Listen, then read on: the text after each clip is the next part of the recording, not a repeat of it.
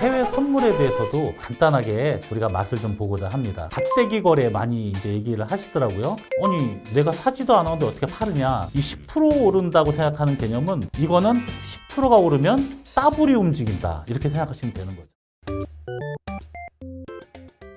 사실 요새 최근에 몇 년 동안 이제 주식시장이 이제 불시장이잖아요. 불시장. 그야말로 불시장이 왔다. 요즘에 이제 약간 이제 주춤하고 있는데 거기에 편승해서 나스닥 선물, 뭐 나스닥 지수, 아니면 뭐 테슬라 이런 개별 종목에 점점 들어가면서 미국 주식이 굉장히 지금 또 몇 년 동안 핫해지고 있습니다. 근데 과연 이제 미국 주식은 그래서 사람들이 또 어느 정도 아시는 것 같은데 그럼 이제 해외 선물이라는 건 또 어떤 개념에 출발해야 되는지 좀 말씀 좀 해주시죠. 저도 뭐 어떻게 보면 개인 투자자 입장에서 가끔씩 이제 그 국내에서 이제 유명하신 분들이 하는 유튜브를 보곤 하는데요. 어떤 주식이 좋아요? 라고 물어보지 말고 어떤 산업이 좋을 것 같냐? 이렇게 물어보는 게 조금 더 적절한 질문이라고 하시더라고요. 그래서 그러면 이제 선물은 그럼 뭐가 중요할까? 결국은 이제 대상이 중요하죠. 네. 국내 선물, 해외 선물로 가르기보다는 저는 이게 섹터별로 가르는 게 좀 더 맞는 것 같아요. 예, 그래서 원자재 선물인지 아니면 이게 환율인지 아니면 지수 선물인지 아니면 금리 선물인지 국내에는 사실 원자재가 실질적으로 없죠. 물론 뭐 상장이 아예 안 돼 있는 건 아니지만 실질적으로 거래가 안 되죠. 전 세계적으로 사용되는 원자재 그리고 표준화된 상품 사실 몇 개 되지 않거든요. 우리가 흔히 알고 있는 WTI라던가 옥수수, 그다음에 대두 뭐 아마 이렇게 그냥 지금 머릿속에 언뜻 떠오르시는 것만 생각해도 딱 그냥 그 정도입니다. 지난 시간에 저희가 뭐 배추 밭대기 이렇게 얘기했었는데 배추를 표준화할 수 있을까요? 저는 배추를 어떻게 표준해야 할지 사실 잘 모르겠습니다. 그래서 저는 항상 이 선물을 생각할 때 거래소 관점에서 생각해 보시면 내가 도대체 어떤 상품을 개발할까 좀 색다른 관점이지만 그런 관점에서 생각을 해보면 대상으로 삼을 수 있는 원자재 굉장히 한정적입니다. 그렇죠. 그래서 이 사실 이제 여러분들이 생각하시는 이제 주식은 왜 쉽다고 생각하고 선물은 왜 어렵게 느끼시는지 많은 분들과 얘기를 나눠보면 주식은 본인이 많이 안다고 생각하시는 거예요.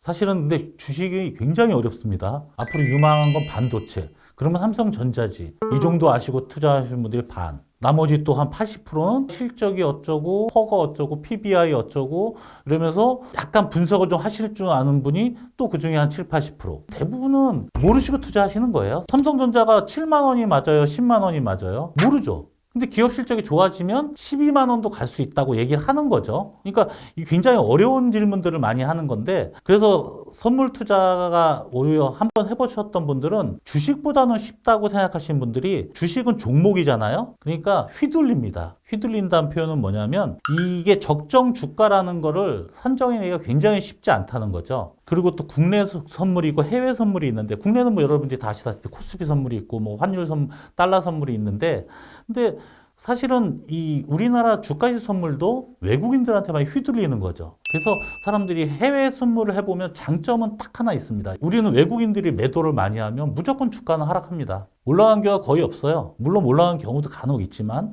외국인들이 대량 매도, 선물 매도, 주식 삼성전자 판다 이러면 대부분 주가가 내려가고 내 주식은 유명한데 주식 주가가 내려가기 때문에 내 개별 종목 주가도 내려가는 거예요. 반도체 종목이 아니더라도 같이 따라 내려갑니다. 동반 하락하는 거죠. 쉽게 말하면 좀 속된 표현하면 뭉탱이로 그냥 다 휩쓸려 가는 거예요. 주가가 나쁠 때는 나쁜 쪽으로. 오를 때는 또 좋은 종목만 올라야 되는데 또 분위기에 휩쓸려서 또 소위 말하는 개 잡주들도 막 올라가요. 막 올라가는 거죠. 근데 미국 선물 중에 나스닥 선물이 이제 가장 대표적인 지수 선물인데 이거는 외국인들 지네 나라에서 거래되는 거니까 외국인한테 휘둘릴 염려가 없어요. 그래서 관점을 바라볼 때 아, 그래. 내가 이런 거에 휘둘리지 않고 조그마한 뉴스에 휘청거리지 않고 나는 방향성에 투자하겠다. 이런 분들이 선물을 투자하면 굉장히 유리하다는 거죠. 그래서 지금 뭐 다른 기업들도 마찬가지지만 회사들도 국내 선물보다는 해외 선물 계좌가 몇 배로 더 계좌 수가 많이 열립니다. 많은 분들이 참여하고 있죠.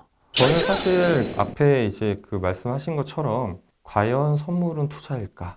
에 대해서는 사실 좀 의문점이 있습니다. 과연 투자일까? 예, 사실 해외에 있었던 거죠. 예, 국내에 원래 없었던 개념이고요. 사실 미국 시장이나 이런 데서는 선물 거래를 하는 거를 사실 투자라는 이야기는 잘 하지 않습니다. 인베스트라는 단어를 사용하지 않고요. 트레이드가 거래라는 말을 쓰죠. 이게 좀 한국말이라서 좀 조심스럽기는 한데 우리는 이제 투기라는 말 자체가 조금 부정적인 뉘앙스를 가지고 있는 게 사실이에요. 그런데 나중에 이제 그 미국 CME 홈페이지에 들어가 보시면 어떤 그 거래의 목적이라고 되어 있고요. 거기 보면은 뭐 이게 이제 비상업적, 투기 목적, 그러니까 스페큘레이티브라고 되어 있죠.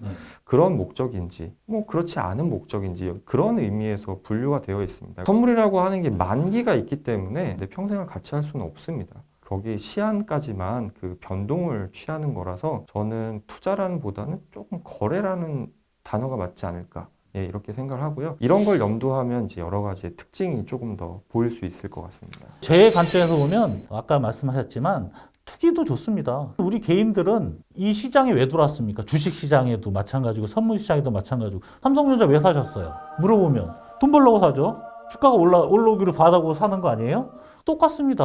선물도 내가 돈 벌려고 하는 거예요. 주식도 돈 벌려고 하는 거고. 그거를 뭐 투자냐 투기냐 이렇게 따르는 것도 좀 그렇게 생각을 합니다. 저도 개인적으로는. 어쨌든 저희는 좀 고상하게 투 잘하고 네, 하시죠. 알겠습니다. 투기라고 좀 하는 건 그렇고. 고집을 안 피우겠습니다. 그래서 해외 투자의 뭐 장점들이 이제 뭐 다른 데도 많이 나와 있고 많은데 우리나라 거래소에 상장되어 있는 선물 시장보다는 좀 더 많은 상품들이 있다는 거죠. 네, 맞습니다. 그러니까 뭐 지난 방송에서도 제가 한번 말씀드렸지만 해외 선물이라기보다는 원자재 선물인지 환율 선물인지 이런 섹터별로 구분하는 게 조금 더 명확한 구분인 것 같고요. 그리고 이제 그렇다 보면 거래 대상이 사실은 굉장히 시각이 넓어질 수 있습니다. 아마 보통 일반적인 이제 직장 생활 하시거나 그러면 아침에 라디오 듣다가 가시면 뭐 잘 한번 제 말씀을 듣고 잘 기억해 보세요. 아침에 뉴스에서 전일 뉴욕 텍사스 원유 몇 월물은 얼마에 거래됐다. 이런 멘트가 꼭 나옵니다. 그 이야기는 뭐냐면 굉장히 우리 생활에 사실은 밀접하게 관계가 있고 그게 뭐 우리나라 기업이라든가 우리 실생활에 여러모로 영향을 미치는데 아마 해외 선물 거래를 안 하신다. 그럼 사실 듣고 그냥 잊어버리셨을 거예요. 그런데 해외 선물 거래소에는 이게 상장이 되어 있고 그걸 내가 지금 그 라디오를 듣는 순간 뭐 그게 버스든 전철이든 바로 아침에 거래할 수 있습니다. 그러니까 우리가 전에는 그냥 그런가 보다. 뭐 금 가격이 어땠다, S&P가 어땠다, 나스닥이 어땠다, 원유가 어땠다 이거 자체가 다 거래 대상입니다. 그래서 지금처럼 이렇게 우리가 금융시장을 통해서 글로벌화된 이런 거를 피부로 접하고 이렇게 사는 이런 세상에서는 이런 뉴스가 들리고 내 생각이 어떤 특정하게 있으면 제가 생각하기에 굉장히 그 좋은 정보가 될 수 있습니다.